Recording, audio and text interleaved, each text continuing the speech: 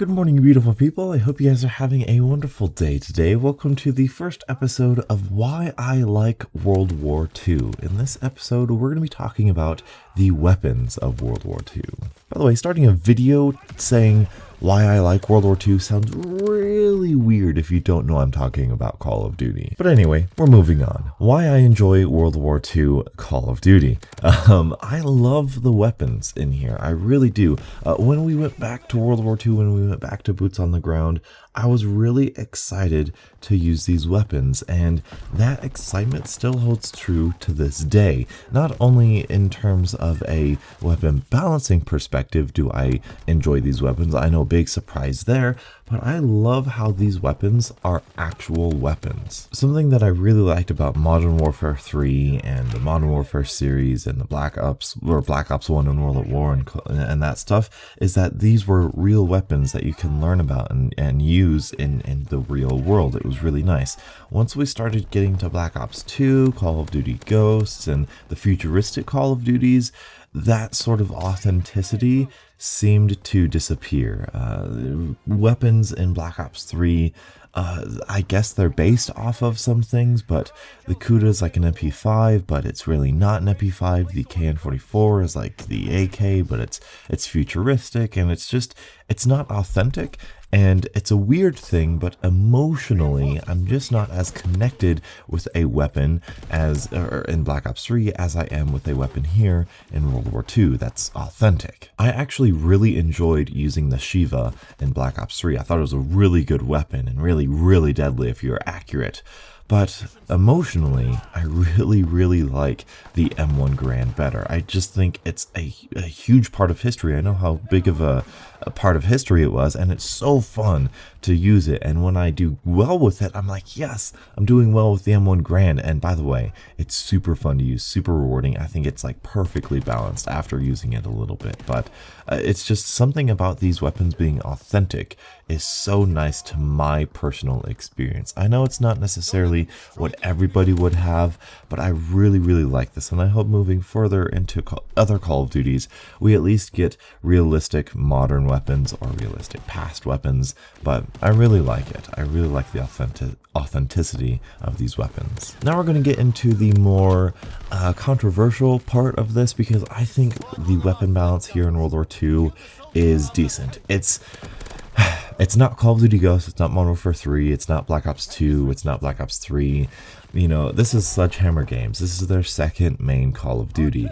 Treyarch and Infinity Ward have 3, 4, 5 games under their belt, so I think they understand how to balance weapons and how to tweak weapons at this point, as we've seen from Infinite Warfare, Black Ops 3, Call of Duty Ghosts, all those old games. However, Sledgehammer Games is still trying to figure it out. Obviously, we had the BAL and the ASM-1 back in Advanced Warfare, and that was awful, and they didn't ever fix it. They patched them, but they never truly fixed it. Here in World War II, they've done a really good job of both listening to the community and making the correct changes to the correct degree. A great example of this is the FG42. At the start, it was a little bit too powerful, so they nerfed it. Unfortunately, they nerfed it too hard. They listened to the community, they buffed it a little again, and personally, I think it's exactly where it should be. Same thing with the bar, and I really, really like that. As it is currently, I cannot think of a single weapon that is overpowered. I cannot think of it. It's not the BAR, it's not the FG42, it's not the M1, it's not the STG. All of those are fantastic weapons. I can use all those. The PPSH is not overpowered, the Greenskin is not overpowered, the WAF is not overpowered, even though the WAF is the most underrated weapon in this game. It really, really is. You gotta use it like the CBJMS or the Vesper or what was it, the PM9 from Ghosts, or from Modern Warfare 3, I'm sorry. Steady aim, rapid fire, extended mags. That's a good combination. I love that. It's so good. The Thompson is now viable. The MP40 is now viable. Man, I used those. I got those guns near gold before they patched them. After the patch, they are so much more viable, and it's absolutely amazing. The LMGs are so good. The snipers are in a good spot. The combat shotgun, the toggle action shotgun, and now the double barrel shotgun are in a good place. However, there are still some places that need some work. I think the M1A1 needs a little bit of a fire rate increase. I think the Gewehr needs more ammo, even though I think that it, in terms of killing potential, is actually really good and really satisfying. I think the SVT got a slight buff with a recent update. I'm not going to say anything definitive, but I really like the SVT with a 4x scope. It really reminds me of a Ghost's marksman rifle. So I'm going to reserve the right to not talk about the SVT here. And the DLC weapons I also like as well. I should mention that Sturmgewehr is not overpowered, but man, oh man, it is absolutely amazing, just like the ACR from Modern Warfare 3. But yeah, the semi-autos in the assault rifle category could use a little bit of love, as well as the double barrel shotgun, the M30 Luftwaffe, I think that's what you call it. That needs a little bit of love there as well.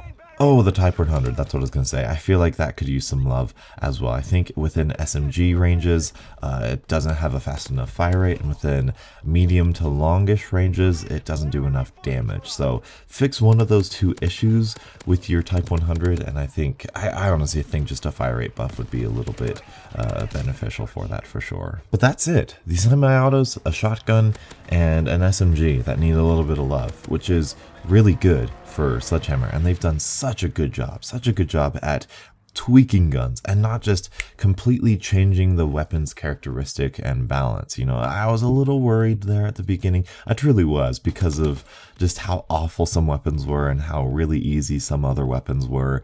But I'm really happy with the weapon balance as it currently is right now. I feel like I do have some go-tos, and it is the BAR and the grease gun, but really my go-to could be the FG42. My go-to could be the STG. It really doesn't matter, and it's really, really fun. I'm having a blast getting these weapons gold, and I am more than halfway through getting chrome camo, which I will be hopefully starting gold gun guides here after DLC 1. And what do you know, I forgot to talk about the pistols. I feel like the pistols, I haven't used the new pistols that were just released, but I feel like the P08 and the M1911, as well as the machine pistol, I feel like they were in a really good spot. The machine pistol, I feel like they nerfed way too much. I feel like that is not a good weapon anymore, where it used to be super viable. Now I don't quite like it, but I feel like the pistols are very well balanced. And I like running the Duelist, but it is not as overpowered as everyone would like to make it seem. But I think the pistols are in a very good spot. Again,